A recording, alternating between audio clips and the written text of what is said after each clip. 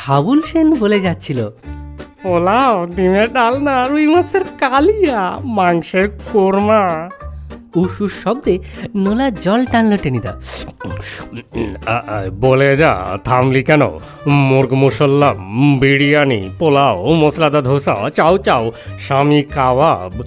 এবার আমাকেও কিছু বলতে হয়, আমিও জুড়ে দিলাম। আলু ভাজা, শুক্তো, বাটি চচ্চড়ি, কুমড়োর ছক্কা। টেনিদার বলতেই দিলে না, গাক গাক করে চেঁচিয়ে উঠল, থাম থাম পালা, থাম থাম বলছি। শুক্তো, বাটি চচ্চড়ি, ছি ছি ছি ছি ছি। দাঁত খিচিয়ে বললে, তার চেয়ে বলনে হিঞ্চে সেদ্ধ, গাঁদাল আর শিঙি মাছের ঝোল, পালা জড়ে ভুগিস আর বাসক পাতার রস খাস, এর চাইতে বেশি বুদ্ধি আর কি হবে তোর? দিব্যি আয়সা আয়সা মোগলাই খানার কথা হচ্ছিল, তার মধ্যে ঢঁ করে নিয়ে এলো বাটি চচ্চড়ি আর বিউলির ডাল। ধ্যাত তোর। ক্যাবলা বললে, পশ্চিমে কুদরু তরকারি দিয়ে ঠেকুয়া খায়, বেশ লাগে। বেশ লাগে। টেনিদা তিরিং করে লাফিয়ে উঠল, কাঁচা লঙ্কার ছোলার ছাতু আরও ভালো লাগে, তাই না? হ্যাঁ, তবে তাই খাগে যা, তোদের মতন উল্লুকের সঙ্গে পিকনিকের আলোচনাও ঝক মারি। হাবুল সেন বললে, চাইতে যাইতেছ কেন, চাইতে যাইতেছ কেন? পোলা পানে কয়। পোলা পান? এই গাঁড়লগুলোকে জল পান করলে তবে রাগ যায়, তাও কি খাওয়া যাবে এগুলোকে? নিম নিষিদ্ধের চেয়েও অখাদ্য। এই রইল তোদের পিকনিক, আমি চললাম। তোরা ছোলার ছাতু আর কাঁচা লঙ্কার পিন্ডি গেলগে, আমি ওসবের মধ্যে নেই। সত্যি চলে যায় দেখছি, আর দলপতি চলে যাওয়া মানেই আমরা একেবারে অনাথ। আমি টেনিদার হাত চেপে ধরলাম। বসো না, বসো না, এই একটা প্ল্যান হোক, ঠাট্টাও বোঝো না। টেনিদা গজগজ করতে লাগলো, ঠাট্টা? কুমড়ো ছক্কা আর কুন্দরুর তরকারি নিয়ে ওসব বিচ্ছিরি ঠাট্টা আমার ভালো লাগে না, বলে দিচ্ছি। না না না, ওসব কথার কথা। হাবুল সেন ঢাকাই ভাষায় বোঝাতে লাগলো, মোগলাই খানা না হইলে কি আর পিকনিক হইল কি? তবে লিস্টটি কর। টেনিদা নড়ে চড়ে বসলো। প্রথমে যে লিস্টটা হলো তা এরকম: বিরিয়ানি, পোলাও, কোরমা, কোপ্তা, কাবাব, হ্যাঁ 2 রকমের, মাছের চপ। মাঝখানে বেরসিকের মতন বাধা দিলে ক্যাবলা, তাহলে বাবুর্চি চাই, একটা চাকর, একটা মোটর লরি, 200 টাকা। দেখ ক্যাবলা। টেনিদা ঘুষি বাগাতে চাইলো। আমি বললাম, চটলে হবে কি, 4 জনে মিলে চাঁদা উঠেছে 10 টাকা 6 আনা। টেনিদা নাক চুলকে বললে, তাহলে একটু কম সম করেই করা যাক। ট্যাকখালির জমিদার সব তোদের নিয়ে ভদ্রলোকের পিকনিক করে। আমি বলতে যাচ্ছিলাম, তুমিই দিয়েছে 6 আনা, বাকি 10 টাকা দিয়েছে আমরা 3 জনে মিলে। কিন্তু বললেই গাটটা, আর সেই গাটটা ঠাট্টার জিনিস নয়, জুৎসই লাগলে সে গালপাটটা উড়ে যায়। রফা করতে করতে শেষ পর্যন্ত লিস্টটা যা দাঁড়ালো তা এই: খিচুড়ি, পেলা রাজহাঁসে ডিম আনিবে বলিয়াছে, আলু ভাজা, ক্যাবলা ভাজিবে, পোনা মাছের কালিয়া, পেলা রাঁধিবে, আমের আচার, হাবুল দিদিমার ঘর হইতে হাত সাফাই করিবে, রসগোল্লা লেডিকেনি ধারে ম্যানেজ করিতে হইবে। লিস্টটি শুনে আমি হাড়িমুখ করে বললাম, ওর সঙ্গে আরেকটা আইটেম জুড়ে দে হাবুল, টেনিদা খাবে। পেলার মগজে শুধু গোবর নেই, ছটাখানেক ঘিলুও আছে দেখছি। বলি টেনিদা আদর করে আমার পিঠ চাপড়ে দিলে, ও গেছি গেছি বলে আমি লাফিয়ে উঠলাম। আমরা পটলডাঙ্গার ছেলে, কিছুতেই ঘাবড়াই না। চাটুযুদ্ধে রোয়াকে বসে বসে রোজ দুবেলা আমরা গন্ডায় গন্ডায় হাতি গন্ডার সাবার করে থাকি। তাই বেশ ডাটের মাথায় বলেছিলাম, দূর হাঁসের ডিম খায় ভদ্রলোকে, খেতে হলে রাজহাঁসের ডিম খেতে হয়, রীতিমতো রাজকীয় খাবার। কিন্তু কোথায় পাওয়া যাবে শুনি? খুব যে জালিয়াতি করছিস, তুই ডিম পারবি নাকি? টেনিদা জানতে চেয়েছিল। আমি পারতে যাব কোন দুঃখে, কি দায় আমার? আমি মুখ বেজার করে বলেছিলাম, হাঁসে পারবে। তাহলে সেই হাঁসের কাছ থেকে ডিম তোকেই আনতে হবে। যদি না আনিস তাহলে কি হবে বলবার দরকার ছিল না, কিন্তু কি গেরো বলো দেখি। কাল রবিবার, ভোরের গাড়িতে আমরা বেরোবো পিকনিকে। আজকের মধ্যে রাজহাঁসের ডিম জোগাড় করতে না পারলে তো গেছি। পাড়ায় ভন্টাদের বাড়ির রাজহাঁস আছে গোটা কয়েক, ডিম টিমও তারা নিশ্চয়ই পারে। আমি ভন্টাকেই পাকড়ালাম, কিন্তু কি খলিফা ছেলে ভন্টা 2 আনার পাঠার ঘুগনি আর ডজন খানেক ফুলুরির সাবড়ে তবে মুখ খুলল। ডিম দিতে পারি, তবে নিজের হাতে বের করে নিতে হবে বাক্স থেকে। তুই দে না ভাই, এনে একটা আইসক্রিম খাওয়াবো। ভনটা ঠোঁট বেঁকিয়ে বললে, নিজেরা পোলা মাংস ছাড়বেন আর আমার বেলায় আইসক্রিম? ওতে চলবে না, ইচ্ছে হয় নিজে বের করে নাও, আমি আবার ময়লা ঘাঁটতে পারবো না। কি করি, রাজি হতে হলো। ভনটা বললে, দুপুরবেলায় আসিস, বাবা মেজদা অফিসে যাওয়ার পরে। মা তখন ভোস ভোস করে ঘুমোয়, সেই সময় ডিম বের করে দেব। গেলাম দুপুরে। উঠোনের একপাশে কাঠের বাক্স, তার ভেতরে ষাঁড় ষাঁড় খুপড়ি, গোটা 2 হাঁস ভেতরে বসে ডিমে তা দিচ্ছে। ভনটা বললে, যা নিয়ে আয়।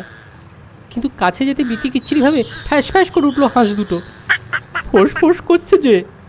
ভনটা উৎসাহ দিলে, ডিম নিতে এসেছিস, একটু আপত্তি করবে না? তোর কোনো ভয় নেই পেলা, দে হাত ঢুকিয়ে।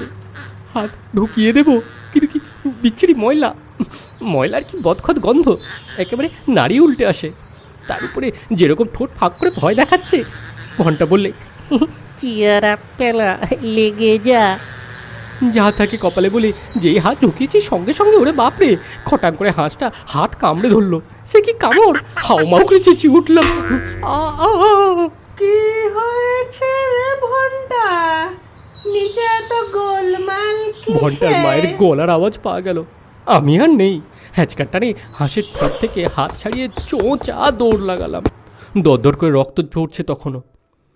রাজহাঁস এমন রাজকীয় কামড় বসাতে পারে কে জানতো, কিন্তু কি ফেরেববাজ ভন্টা জেনে শুনে ব্রাহ্মণের রক্তপাত ঘটালো। আচ্ছা, পিকনিকটা চুকে যাক, দেখে নেব তারপর। ওই পাঠার ঘুগনি আর ফুলুরির শোধ তুলেই ছাড়বো। কি করা যায়, গাঁটের পয়সা দিয়ে মাদ্রাজির ডিম কিনতে হলো গোটা কয়েক। পরদিন সকালে শ্যামবাজার স্টেশনে পৌঁছে দেখি টেনিদা, ক্যাবলার হাবুল এরই মধ্যে মার্টিনের রেলগাড়িতে চেপে বসে আছে, সঙ্গে একরা শাড়ি, কলসি, চালের পুটলি, তেলের ভাঁড়। গাড়িতে গিয়ে উঠতেই টেনিদা হাঁক ছাড়ল। এনেছিস রাজহাঁসের ডিম? দুর্গা নাম করতে করতে পুটলি খুলে দেখালাম। এর নাম রাজহাঁসের ডিম? ইয়ার কি পেয়েছিস? টেনিদা গাঁটটা বাগালো। আমি গাড়ি খোলার দরজা দিয়ে সরে গেলাম। মানে ইয়ে ইয়ে ইয়ে ছোট ছোট রাজহাঁস কিনা? ছোট রাজহাঁস? হ্যাঁ, কি পেয়েছিস আমাকে শুনি, পাগল না পেট খারাপ? হাবুল সেন বললে, সারান দাও সারান দাও, ডিম তো আনছে। টেনিদা গর্জন করে বললে, ডিম এনেছে না কচু? এই তোকে বলে রাখছি পেলা, ডিমের ডালনা থেকে তোর নাম কেটে দিলাম। হ্যাঁ, এক টুকরো আলু পর্যন্ত নয়, একটু ঝোলও নয়। মন খারাপ করে আমি বসে রইলাম। ডিমের ডাল আমি ভীষণ ভালোবাসি, তাই থেকে আমাকে বাদ দেওয়া। আচ্ছা বেশ, খেও তোমরা, এমন নজর দেবো পেট ফুলে ঢোল হয়ে যাবে তোমাদের। পি পি করে বাঁশি বাজলো, নড়ে উঠলো মার্টিনের রেল। তারপর ধস ধস ফোঁস করে এ রান্নাঘর ওর ভাড়া ঘরে পাশ দিয়ে গাড়ি চলল। টেনিদা বললে, বাগুইহাটি ছাড়িয়ে আরও 4টে স্টেশন, তার মানে প্রায় 1 ঘন্টার মামলা। লেডিকেনির হাঁড়িটা বের কর ক্যাবলা। ক্যাবলা বললে, এখনই? তাহলে পৌঁছাবে আগেই তো সাফ হয়ে যাবে। টেনিদা বললে, সাপ হবে কেন, 2-1টা চেখে দেখবো শুধু। আমার বাবা ট্রেনে চাপলে খিদে পায়, এই 1 ঘন্টা ধরে শুধু শুধু বসে থাকতে পারবো না। বের কর হাঁড়ি চটপট। হাঁড়ি চটপটি বেরোলো, মানে বেরোতেই হলো তাকে। তারপর মার্টিনের রেলে চলা তালে তালে ঝটপট করে সাবার হয়ে চলল। আমি, ক্যাবলা, হাবুল সেন জুল জুল করে শুধু তাকিয়ে রইলাম। একটা লেডিকেনি চেখে দেখতে আমরাও যে ভালোবাসি, সে কথা আর মুখ ফুটে বলাই গেল না। স্টেশন থেকে নেমে প্রায় মাইলখানেক হাঁটবার পরে ক্যাবলার মামার বাড়ি। কাঁচা রাস্তা, এঁটেল মাটি, তার উপর আবার কাল রাতে 1 পশলা বৃষ্টি হয়ে গেছে আবার। আগে থেকে রসগোল্লা হাঁড়িটা বাগিয়ে নিলে টেনিদা। এটা আমি নিচ্ছি, বাকি মোট ঘাটগুলো তোরা নে। রসগোল্লা বরং আমি নিচ্ছি, তুমি চালের পোটলাটা নাও টেনিদা। লেডিকানি পরিণামটা ভেবে আমি বলতে চেষ্টা করলাম। টেনিদা চোখ পাকালো। ও খবরদার পেলা, ওইসব মতলব ছেড়ে দে। টুপটাপ করে 2-4টে গালে ফেলবার বুদ্ধি, তাই নয় বাবা? চালাকি না চলিষ্যতি? দীর্ঘশ্বাস ফেলে গাটরি বোচকা কাঁধে ফেলে আমরা 3 জনে এগোলাম, কিন্তু 3 পাও যেতে হলো না। তার আগেই ধাঁই ধপাস টেনে একখানা রাম আছাড় খেলো হাবুল। আই খাইছে। এই খেয়েছে কচু পোড়া। টেনিদা চেঁচিয়ে উঠল। সারা গায়ে কাদা মেখে হাবুল উঠে দাঁড়ালো। হাতের ডিমের পুটলিটা তখন কুকড়ে এতটুকু, হলদে রস গড়াচ্ছে তা থেকে। ক্যাবলা বললে, ডিমের ডালনার 12টা বেজে গেল। তা গেল। করুণ চোখে আমরা তাকিয়ে রইলাম সেই দিকে। ইস, এত কষ্টের ডিম! ওরই জন্যে রাজহাঁসের কামড় পর্যন্ত খেতে হয়েছে। টেনিদা হুঙ্কার দিয়ে উঠল, দিলে সব পণ্ড করে এই ঢাকায় বাঙালটাকে সঙ্গে এনেই ভুল হয়েছে। পিটিয়ে ঢাকায় পরোটা করলে তবে রাগ যায়। আমি বলতে যাচ্ছিলুম হাবুল 4 টাকা চাঁদা দিয়েছে, তার আগেই কি যেন একটা হয়ে গেল। হঠাৎ মনে হলো আমার পা দুটো মাটি ছেড়ে শোঁ করে শূন্যে উড়ে গেল। আর তারপরে কাদা থেকে যখন উঠে দাঁড়ালাম তখন আমার মাথা মুখ বেয়ে আচারে তেল গড়াচ্ছে। ওই অবস্থাতেও চেটে দেখলাম একটুখানি, বেশ ঝাল ঝাল টকটক বেড়ে আচারটা করেছিল হাবুলের দিদিমা। ক্যাবলা আবার ঘোষণা করলো, আমের আচারের 1টা বেজে গেল। টেনিদা খেপে গিয়ে বললে, চুপ কর বলছি ক্যাবলা, এক চড়ে গালের বোম্বা উড়িয়ে দেবো। কিন্তু তার আগেই টেনিদার বোম্বা উঠল, মানে সেট লম্বা হলো কাদায়। 7 হাত দূরে ছিটকে গেল রসগোল্লার হাড়ি। ধবধবে সাদা রসগোল্লাগুলোর পাশের কাদা ভরা খানায় গিয়ে পড়ে একেবারে নেবুর আচার।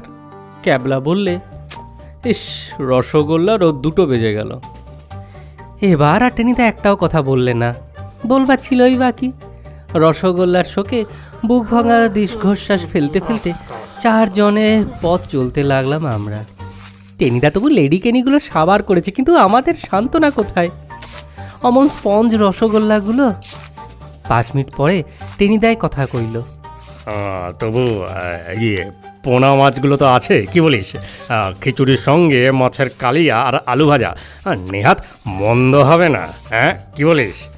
হাবুল বললে, হ হ, সেই ভালো, বেশি খাইলে পেট খারাপ করিব, গুরুপাক না খাওয়াই ভালো। ক্যাবলা মিটমিট করে হাসল।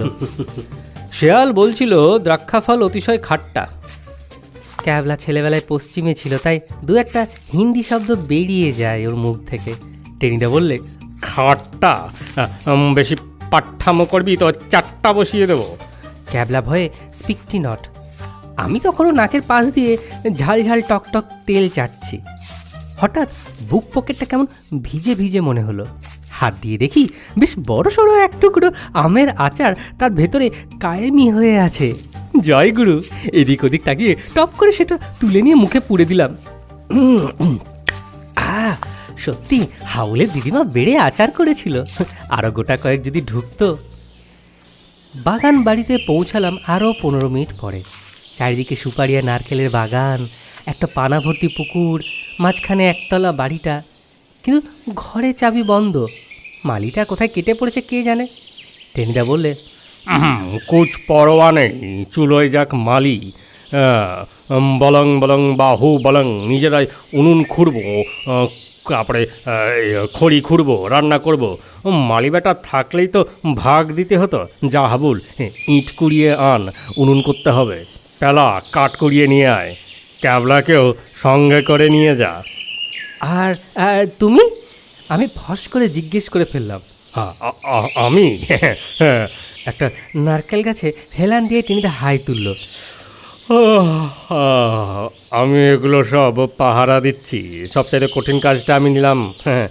শিয়াল কুকুর এলে তাড়াতে হবে তো। যা তোরা তাড়াতাড়ি হাতে হাতে বাকি কাজগুলো চটপট করে সেরে আয়। কঠিন কাজই বটে। স্কুলে পরীক্ষার গার্ডদেরও অমনি কঠিন কাজ করতে হয়।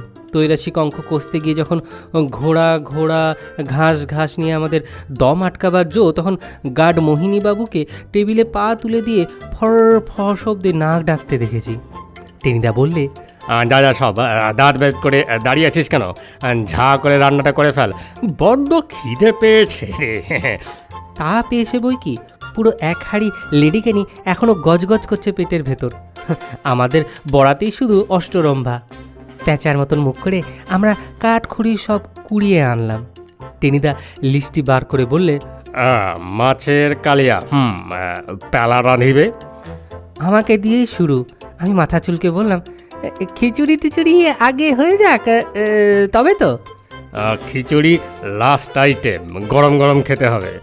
কালিয়া সকালের আগে নে পেলা, লেগে যা। ক্যাবলার মা মাছ কেটে নুন টুন মাখিয়ে দিয়েছিল তাই রক্ষে। কড়াইতে তেল চাপিয়ে আমি মাছ ঢেলে দিলাম তাতে। আরে একই কাণ্ড, মাছ দেওয়ার সঙ্গে সঙ্গে কড়াই ভর্তি ফেনা। তারপরে আর কথা নয়, অতগুলো মাছ তালগোল পাকিয়ে গেল একসঙ্গে। মাছের কালিয়া না মাছের হালুয়া! ক্যাবলা আদালতে পেয়াদার মতো ঘোষণা করলে। মাছের কালিয়ার 3টে বেজে গেল। তবে রে স্টুপিড, টেনিদার তড়াক করে লাফিয়ে উঠল। কাঁচা তেলে মাছ দিয়ে তুই কালিয়া নানছিস? এবার তোর পালাজরের পিলে একদিন কি আমারই একদিন। এ তো মার্টিনের রেল নয়, সোজা মাঠের রাস্তা। আমার কান পাকড়াবার জন্য টেনিদা হাতটা এগিয়ে আসবার আগেই আমি হাওয়া, একেবারে পাঞ্জাব মেলে স্পিডে। টেনিদা চেঁচিয়ে বললে, খিচুড়ির লিস্ট থেকে পেলার নাম কাটা গেল। তা যাক, কপালে আজ হরিমোটর আছে সে তো গোড়াতেই বুঝতে পেরেছিলুম। গোমরা মুখে একটা আমড়া গাছের তলায় এসে ঘাপটি মেরে বসে রইলুম। বসে বসে কাঠ পিঁপড়ে দেখছি। হঠাৎ গুটি গুটি পায়ে হাবুল আর ক্যাবলা এসে হাজির। কী রে তোরাও? ক্যাবলা বেজার মুখে বললে, খিচুড়ি টেনিদা নিজেই রাঁধবে, আমাদের আরও খড়ি আনতে পাঠালো। সেই মুহূর্তেই হাবুল সেনের আবিষ্কার, একেবারে কলম্বাসের আবিষ্কার যাকে বলে। এই পালা, দেখছস ওই গাছটায় কিরকম জলপাই পাকছে? আর বলতে হলো না, আমাদের 3জনের পেটে তখন খিদে ইঁদুর লাফাচ্ছে। জলপাই জলপাই সই, সঙ্গে সঙ্গে আমরা গাছে উঠে পারলাম। আহা, টক টক মিঠে মিঠে জলপাই যেন অমৃত। হাবুলের খেয়াল হলো প্রায় ঘন্টাখানেক পরে। টেনিদা খিচুড়ির কি হইল? ঠিক কথা, খিচুড়ি তো এতক্ষণে হয়ে যাওয়া উচিত। তরাক করে গাছ থেকে নেমে পড়লাম আমরা। হাতের কাছে পাতা টাতা যা পেলাম তাই নিয়ে ছুটলাম আমরা ঊর্ধ্বশ্বাসে। আমি গেলাম পেছন পেছনে, আশায় আশায়। মুখে যাই বলুক, 1 হাতা খিচুড়ি কি আমায় দেবে না? প্রাণ কি এত পাষাণ হবে টেনিদার? কিন্তু খানিক দূরে এগিয়ে আমরা 3জনেই থমকে দাঁড়ালাম, একেবারে মন্ত্রমুগ্ধ। টেনিদা সেই নারকেল গাছটা হেলান দিয়ে ঘুমোচ্ছে আর মাঝে মাঝে বলছে, দে দে ক্যাবলা, পিঠটা একটু ভালো করে চুলকে দে, চুলকে দে। পিঠ চুলকে দিচ্ছে সন্দেহ কি, কিন্তু সে ক্যাবলা নয়, একটা গোধা বাঁদর। আর 4-5টা গোল হয়ে বসেছে টেনিদাকে ঘিরে। কয়েকটা তো মুঠো মুঠো চাল ডাল মুখে পুড়ছে। একটা আলুগুলো সাবার করছে আর আস্তে আস্তে টেনিদা পিঠ চুলকে দিচ্ছে। আরামে হাঁ করে ঘুমোচ্ছে টেনিদা। থেকে থেকে বলছে, দে ক্যাবলা, একটু ভালো করে চুলকে দে। হ্যাঁ, এবার আমরা 3জনে গলা ফাটিয়ে চেঁচিয়ে উঠলাম, টেনিদা বাঁদর বাঁদর বাঁদর! কে কে কে? আমি বাঁদর, আমি বাঁদর। বলে টেনিদা হাঁ করে সোজা হয়ে বসলো। সঙ্গে সঙ্গে বাপ বাপ বলে চিৎকার। চোখের পলকে বানরগুলো কাঁঠাল গাছের মাথায়, চাল ডাল আলু পুটলিও সেই সঙ্গে। আমাদের দেখি তড়িবধ করে খেতে লাগলো। সেই সঙ্গে কি বিচ্ছিরি ভেঙচি। ওই ভেঙচি দেখেই না লঙ্কার রাক্ষসগুলো ভয় পেয়ে যুদ্ধে হেরে গিয়েছিল। পুকুরের ঘাটলার 4জনে আমরা পাশাপাশি চুপ করে বসে রইলাম, যেন শোক সভা। খানিক পরে ক্যাবলায় স্তব্ধতা ভাঙল। বনভোজনের 4টে বাজলো। তা বাজলো। টেনিদা দীর্ঘশ্বাস ফেলল। কিন্তু কি করা যায় বলতো প্যারা? এই লেডিকেনিগুলো কখন হজম হয়ে গেছে, পেট চুঁই চুঁই করছে খিদে। অজ্ঞতা আমি বললাম, বাগানে একটা গাছের জলপাই পেকেছে টেনিদা। জলপাই? ইউরেকা! বনে ফল ভোজন, সেইটাই তো আসল বনভোজন। চল চল চল, শিগগিরি চল, শিগগিরি। লাফিয়ে উঠে টেনিদা বাগানের দিকে ছুটল।